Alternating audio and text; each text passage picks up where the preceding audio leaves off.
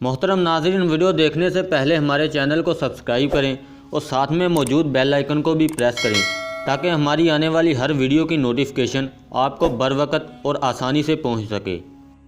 اعوذ باللہ من الشیطان الرجیم، بسم اللہ الرحمن الرحیم۔ دوستو، آپ کو یہ جان کر حیرانی تو ہوگی کہ ہندوؤں کی مقدس کتابوں میں بھی ہمارے پیارے آقا و مولا حضور صلی اللہ علیہ وآلہ وسلم کا ذکر موجود ہے۔ دوستو، آج ہم اپنی اس ویڈیو میں ہندوؤں کی مقدس کتابوں میں حضور صلی اللہ علیہ وآلہ وسلم سے متعلق پیشن گوئیوں کا مطالعہ کریں گے۔ دوستو، ہندوؤں کی مقدس کتاب کلکی پرانا کے 12ویں باب میں درج ہے کہ جگت گرو وشنو بھگت اور سومتی سے پیدا ہوگا۔ اس کی پیدائش 12 بیساکھ سوموار کے دن سورج نکلنے سے 2 گھڑی بعد ہوگی۔ اس کا پتا یعنی والد اس کی پیدائش سے پہلے پرلوک سدھار جائے گا اور بعد میں ماتا یعنی والدہ بھی فوت ہو جائے گی۔ جگت گرو کی شادی سلمل دی یعنی شہزادی سے ہوگی۔ شادی کے موقع پر اس کے چچا اور 3 بھائی موجود ہوں گے۔ ایک غار میں پرشرام اسے تعلیم دے گا۔ وہ جس وقت غار سے سنبھلا آئے گا تو پرچار شروع کر دے گا، جس کی وجہ سے اس کے رشتہ دار اس سے ناراض ہو جائیں گے۔ کھٹنائیوں سے تنگ آ کر وہ اتر یعنی شمال کے پہاڑوں میں بھاگ جائے گا، لیکن کچھ عرصہ بعد وہ اس شہر میں تلوار لے کر آئے گا اور سارا ملک فتح کر دے گا۔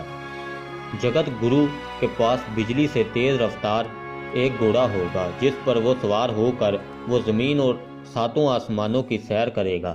دوستو، یہ ہندوؤں کی مقدس کتاب جسے کلکی پرانا کہتے ہیں، اس میں موجود حضور صلی اللہ علیہ وآلہ وسلم سے متعلق پیشن گوئی ہے۔ دوستو، آئیے اس کا مزید مطالعہ کرتے ہیں۔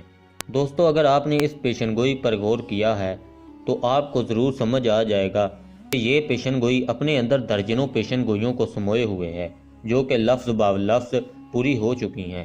آئیے اس عظیم الشان پیشن گوئی کا جائزہ لیتے ہیں۔ اس پیشن گوئی میں جگت گرو کا لفظ استعمال ہوا ہے۔ اس کے معنی دنیا کے استاد کے ہیں۔ اگر آپ مذاہب کی تاریخ کا مطالعہ کریں تو یہ ثابت ہوتا ہے کہ تمام انبیاء کرام ایک خاص طبقہ، قوم یا ملک کی طرف مبعوث ہوئے تھے، یعنی ان کے ذمہ ایک مخصوص طبقہ یا قوم کو رشد و ہدایت دینا تھا، مگر حضور صلی اللہ علیہ وآلہ وسلم چونکہ تمام دنیا کی ہدایت کے لیے مبعوث ہوئے تھے، اور پیشن گوئی میں کتنے خوبصورت الفاظ استعمال کیے گئے ہیں کہ دنیا کا استاد یعنی تمام دنیا کو تعلیم دینے والا۔ آگے پیشن گوئی میں ذکر ہے کہ وشنو بھگت اور سومتی سے پیدا ہوگا۔ ہندو مت میں وشنو خدائے واحد کا نام ہے اور یہ لفظ عربی لفظ اللہ کے مترادف ہے، اور بھگت کا لفظ بھگتی سے ماخوذ ہے، جس کو اگر عربی میں ڈالا جائے تو عبد کے معنی بنتے ہیں۔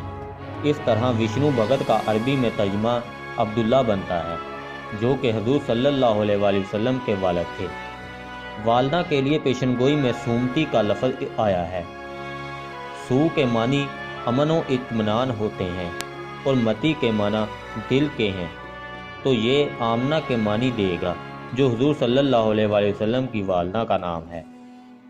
دوستو، آگے پیشن گوئی میں آگے ذکر ہے کہ جگت گرو کی پیدائش سوموار کو ہوگی۔ حضور صلی اللہ علیہ وآلہ وسلم کی ولادت کا دن سوموار کا ہی تھا۔ بیساکھ بہار کا مہینہ ہے۔ عربی میں بہار کو ربیع کہتے ہیں۔ آپ صلی اللہ علیہ وآلہ وسلم کی پیدائش 12 ربیع الاول کو ہوئی۔ آگے ذکر ہے جگت گرو کا پتا یعنی باپ اس کی پیدائش سے پہلے پرلوک سدھار جائے گا اور ماتا بھی بعد میں فوت ہو جائیں گی۔ جیسا کہ آپ جانتے ہی ہوں گے کہ حضور صلی اللہ علیہ وآلہ وسلم کے والد آپ کی پیدائش سے پہلے وفات پا چکے تھے، اور والدہ بھی حضور صلی اللہ علیہ وآلہ وسلم بچپن میں ہی وفات پا گئی تھی۔ دوستو، اب اس پیشن گوئی کے باقی حصہ کی طرف آتے ہیں کہ جو شہزادی حضور صلی اللہ علیہ وآلہ وسلم سے رشتہ ازواج میں منسلک ہوئیں وہ حضرت خدیجہ الکبریٰ تھیں، جو کہ نہایت مالدار خاتون تھیں، اور چچا جو اس شادی میں شریک ہوئے حضرت ابو طالب تھے، اور جن 3 بھائیوں کی موجودگی کا ذکر ہے وہ حضرت عقیل، حضرت جعفر، حضرت علی تھے۔ پیشن گوئی میں ذکر ہے کہ ایک غار میں پرشرام اسے تعلیم دے گا۔ دوستو، پرس کا مطلب روح اور رام کے معنی اللہ ہیں، یعنی روح اللہ یا روح القدوس۔ غار ہرا میں حضور صلی اللہ علیہ وآلہ وسلم کے پاس حضرت جبرائیل امین اللہ تعالیٰ کی وحی لے کر آئے تھے۔ پیشن گوئی میں سنبھالا کا ذکر ہے۔ جس کے معنی مکہ مکرمہ ہے، وہ پرچار تبلیغ کو کہتے ہیں۔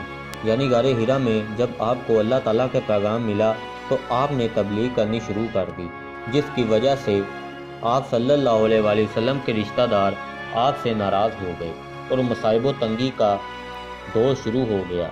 تو آپ صلی اللہ علیہ وآلہ وسلم نے وہاں سے مدینہ منورہ ہجرت کی، پھر وہاں سے کچھ عرصہ بعد تلوار کے ہمراہ مکہ مکرمہ تشریف لائے، یعنی فتح مکہ کا ذکر ہے۔ اس پیشن گوئی میں حضور صلی اللہ علیہ وآلہ وسلم کے معراج میں جانے کا ذکر بھی ہے، اور ایسے گھوڑے کا بھی ذکر ہے جو کہ بجلی سے تیز دوڑتا ہے۔ حضور صلی اللہ علیہ وآلہ وسلم کو جس گھوڑے پر آسمان کی سیر کروائی گئی اس کا نام براق تھا، جس کی رفتار بجلی سے بھی زیادہ تھی، کیونکہ حضور صلی اللہ علیہ وآلہ وسلم کا سفر چند منٹوں کا تھا، کیونکہ حضور صلی اللہ علیہ وآلہ وسلم جب واپس آئے تو آپ صلی اللہ علیہ وآلہ وسلم کا بستر گرم تھا۔ پیشن گوئی میں ساتوں آسمانوں کی سیر کا ذکر ہے۔ حضور صلی اللہ علیہ وآلہ وسلم ساتوں آسمانوں کو عبور کر کے سدرۃ المنتہا تک بلوائے گئے، اور یہ عظیم مقام تمام انبیاء کرام میں سے آپ کو حاصل ہے۔ یہ عظیم الشان پیشن گوئی دنیا کے تمام انسانوں کو دعوت فکر دیتی ہے